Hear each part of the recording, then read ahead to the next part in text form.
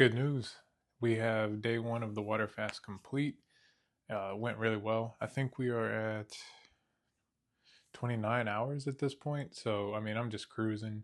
First day is pretty easy most of the time. Second day gets a little harder because that's when you really get hungry. Didn't go for a run today. Kept it pretty simple.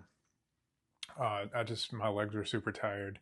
I've run basically every day for a week and a half. So I just decided to give myself a break. Went for a walk with the wife. That was a lot of fun. We have a local park here, two different lakes, and a bunch of ball fields and whatnot. So enjoying that a lot. There's a red light mat that I'm about to go get on too, part of my recovery. Because I mean, it's just weird. You know, when you worked out real hard and you can like tense your muscles and then go into a cramp. That's kind of what I'm feeling today. So I decided to give it a break. Diet obviously is on point because there's nothing to, there's no food. Water has been on point. Have had about a half a gallon. I do drink coffee while I'm on this water fast. I've always drank coffee. The only times that it becomes a problem is between day 7 and 10. If you're doing a really extended water fast, that's when I can get into my body rejecting coffee. I think I've said before I go up to 31 days, I have no intentions of doing that this time. That's not great for lean body mass, but I was recovering from a double concussion that time that I did 31 days. So it was sorry, I'm looking at the external monitor to make sure I'm still in focus. But yeah, I was recovering from a double concussion, so it was needed. I needed all of those ketones and whatnot to help heal my brain. Um, Physical fitness, sleep was actually really good. For whatever reason, last night Garmin was like really happy with my sleep, gave me like a mid 80s score on the sleep. Have plenty of time. Said I was calm. My resting heart rate was super low today.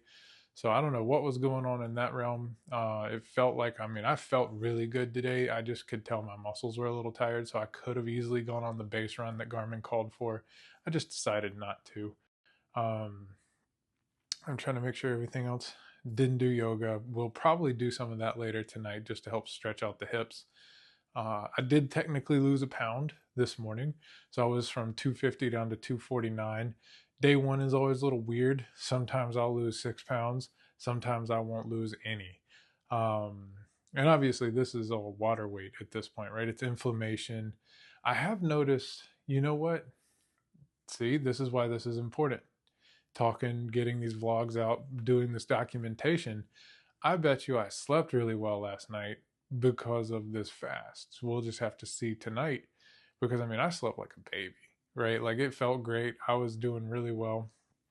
No problems. If you're hungry, drink some water, it goes away, right? And then after day 2 or day 3, ghrelin, which is the hormone which upregulates your hunger, it goes away too. So I don't know if y'all can tell or not. I am a chiropractor, so I'm like we are fully trained in all the physiology and all the basic sciences and whatnot. Um, and I have taken a special interest in dietetics, which is like a special type of or a version of being a dietitian, right?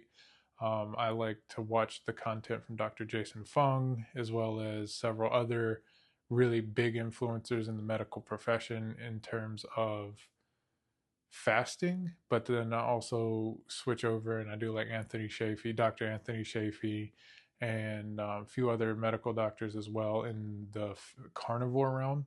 So my real long-term goal right now is to fast 5 days, body feeling great. If my body doesn't feel great, if my body, if I start throwing off symptoms that I'm not ready for it, I have cut a fast short before, very rarely, maybe twice in my entire life. But then when I go back, I'll just eat clean, healthy, steak, eggs, beef, and I don't really do well with chicken. You can eat chicken. I might make some like wings or something like that, but without sauce, just salt and pepper. Actually, not even pepper. I hate pepper, but like get some real clean carnivore for a day or two, really load up on the proteins and on the amino acids, get in there with all your like the fats and the things that you're going to need. Now, I do drink milk on my version of carnivore.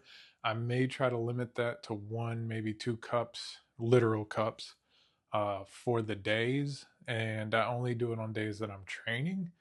So if I'm not training on Saturday and Sunday and it's my eating days, I might skip it just because I do so well with milk. Like even when I was a kid, I would drink about a gallon of milk every 2 days, and I've done that for most of my life. And I just have the enzymes for it, so it doesn't bother me. But if it bothers you, then don't do it, right? I could easily drink up to a gallon a day at certain points. It's not hard for me, and my body has no adverse reactions. I actually, before, when I would do these long water fasts and I would do these um, like 5 days, 7 days, 21 days, 31 days. I had a ketone meter and a blood glucose meter and all that.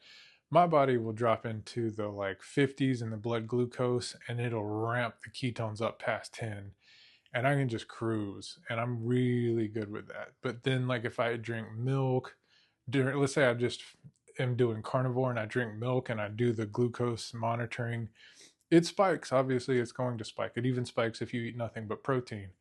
But very shortly after, as long as I don't eat or drink a copious amount, 1 glass, 2 glasses, what something like that, 1 cup, 2 cup, it doesn't take long at all for my body to get rid of that sugar in my bloodstream.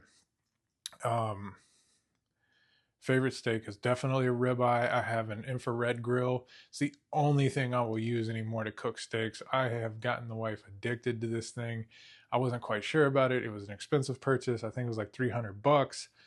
You get the, I'm telling you guys, and I'll do more content on it too as I'm getting more into like the actual carnivore aspect of like how I like to eat.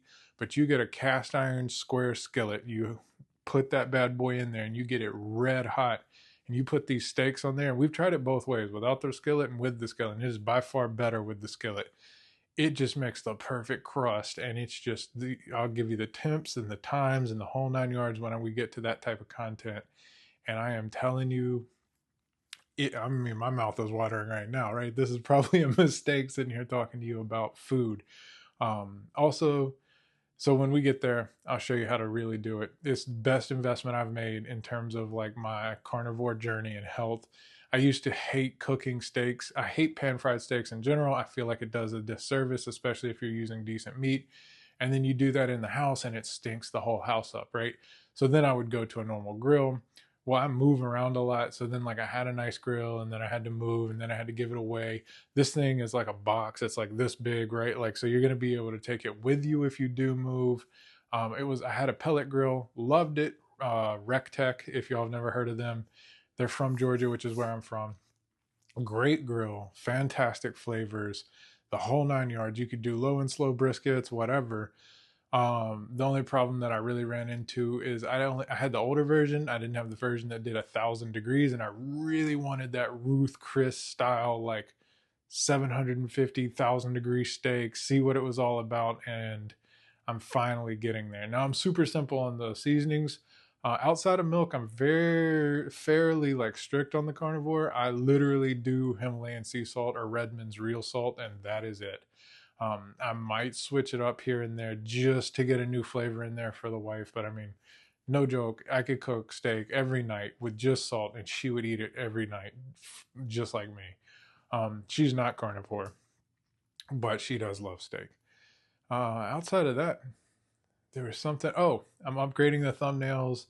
I'm trying to do something a little different, a little better on every video. Sometimes it's the audio. I have my tripod. I noticed that there were lights kind of shining in on the videos before. I'm trying to cut all of that garbage out, trying to get into something that I would personally like to watch if I were, scrolling through YouTube.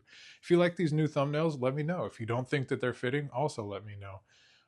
And any comments, any questions that you have, please put them in the comments. Like I enjoy interacting, right? This is something that I'm doing to try to help keep me motivated. And I log into the studio, the YouTube studio, and it shows me like, oh, now you have this many comments and you have this many engagements and you have this many subscribers and whatnot. And it does help me stay motivated on here. So like if you're watching this and you've made it this far, I really appreciate you. And if you could like and subscribe and maybe even share this content with somebody who's kind of on this journey themselves, that'd be great. The channel will eventually evolve past just the physical diet wellness into the general 8 categories of wellness. But this is the easiest thing to start with because this is what I need to focus on the most. So as always, God bless, and thank you for your time.